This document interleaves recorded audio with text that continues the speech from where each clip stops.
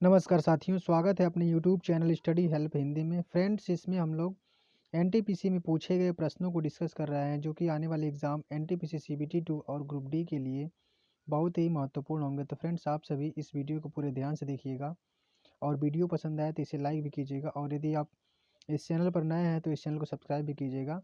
चलिए शुरुआत करते हैं। अपना पहला प्रश्न है, सरकार के कुल व्यय और ऋण को छोड़कर कुल प्राप्तियों के बीच के अंतर को क्या कहा जाता है? इस प्रश्न का उत्तर होगा ऑप्शन नंबर ए, राजकोषीय घाटा। इसे राजकोषीय घाटा कहा जाता है। अगला प्रश्न है, वारली लोक चित्रकारी किस राज्य की लोक कला का रूप है? इस प्रश्न का उत्तर होगा ऑप्शन नंबर डी, महाराष्ट्र। वारली लोक चित्रकारी महाराष्ट्र की लोक कला का एक रूप है। अगला प्रश्न है, निम्नलिखित में से कौन सा कलपक्कम में परमाणु अनुसंधान हेतु स्थापित अनुसंधान रिएक्टर है? इस प्रश्न का उत्तर होगा ऑप्शन नंबर बी, कामिनी। कामिनी एक अनुसंधान रिएक्टर जो कि कलपक्कम परमाणु अनुसंधान में स्थापित है। अगला प्रश्न है, वर्षा ऋतु के दौरान जब पौधों के लिए आवश्यक मृदा आर्द्रता की तुलना में अधिक वर्षा होती है, इसे किस रूप में संदर्भित किया जाता है? इस प्रश्न का उत्तर होगा ऑप्शन नंबर ए, आर्द्र भूमि कृषि। आर्द्र भूमि कृषि के रूप में संदर्भित किया जाता है। क्लब ऑफ रोम के द्वारा द लिमिट्स टू ग्रोथ का प्रकाशन कब किया गया था? इस प्रश्न का उत्तर होगा ऑप्शन नंबर सी, 1972 में क्लब ऑफ रोम के द्वारा द लिमिट्स टू ग्रोथ का प्रकाशन किया गया था। किसी वस्तु या सेवा के मूल्य पर सरकार द्वारा लगाई गई ऊपरी सीमा को क्या कहा जाता है? इसका उत्तर होगा ऑप्शन नंबर सी, अंतिम सीमा मूल्य। किसी वस्तु या सेवा के मूल्य पर सरकार द्वारा लगाई गई ऊपरी सीमा को अंतिम सीमा मूल्य कहा जाता है। सीसा और टिन की मिश्रित धातु को क्या कहा जाता है? इसका उत्तर होगा ऑप्शन नंबर सी, सोल्डर। सीसा और टिन की मिश्रित धातु को सोल्डर कहा जाता है। अंतरिक्ष अनुसंधान के लिए भारतीय राष्ट्रीय समिति का गठन कब किया गया था? इस प्रश्न का उत्तर होगा ऑप्शन नंबर डी, 1962 में अंतरिक्ष अनुसंधान के लिए भारतीय राष्ट्रीय समिति का गठन किया गया था। निम्नलिखित में से किसने संथाल विद्रोह और 1857 के विद्रोह के दौरान अंग्रेजों की सहायता की थी?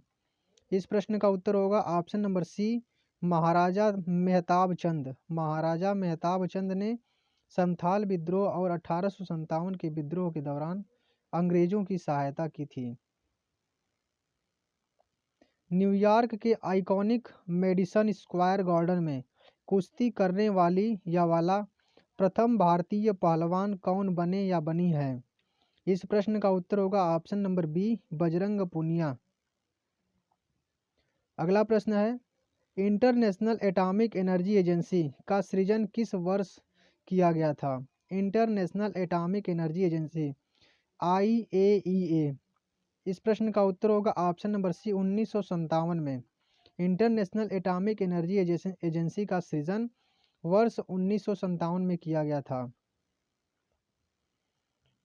अगला प्रश्न है, डैश 9 भारतीय भाषाओं की एकीकृत लिपि है जिसे एक सामान्य भारतीय लिपि के रूप में भी प्रस्तावित किया जा रहा है? इस प्रश्न का उत्तर होगा ऑप्शन नंबर डी, भारतीय। अगला प्रश्न है, निम्नलिखित में से किस उपकरण का उपयोग वायुमंडलीय दाब को मापने के लिए किया जाता है? इस प्रश्न का उत्तर होगा ऑप्शन नंबर बी, बैरोमीटर। वायुमंडलीय दाब को मापने के लिए बैरोमीटर का प्रयोग किया जाता है। लोकप्रिय काल्पनिक उपन्यास चंद्रकांता की रचना किसने की थी?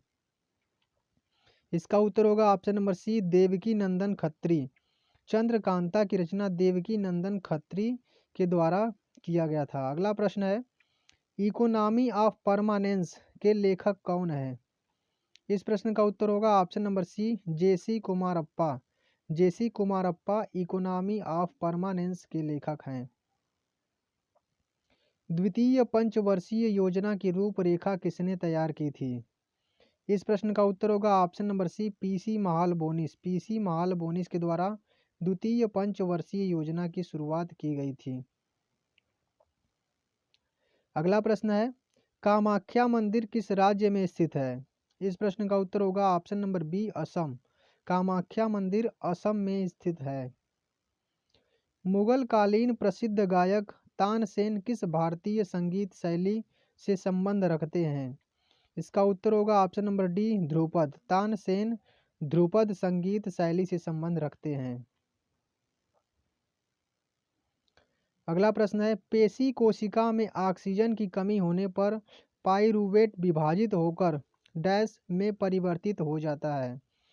तो इसमें आपको बताना है कि पेशी कोशिका में ऑक्सीजन की कमी होने पर पाइरूवेट विभाजित होकर किस में परिवर्तित हो जाता है? इस प्रश्न का उत्तर होगा option number A, lactic acid और ऊर्जा में। पाइरूवेट विभाजित होकर लैक्टिक एसिड और ऊर्जा में परिवर्तित हो जाता है।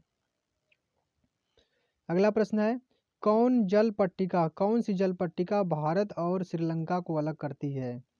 इस प्रश्न का उत्तर होगा ऑप्शन नंबर बी, पाक जल डमरू मध्य। पाक जल डमरू मध्य जो कि भारत और श्रीलंका को अलग करती है। फ्रेंड्स, वीडियो पसंद आया तो वीडियो को लाइक जरूर करें और चैनल को सब्सक्राइब करें। मिलते हैं नेक्स्ट वीडियो में।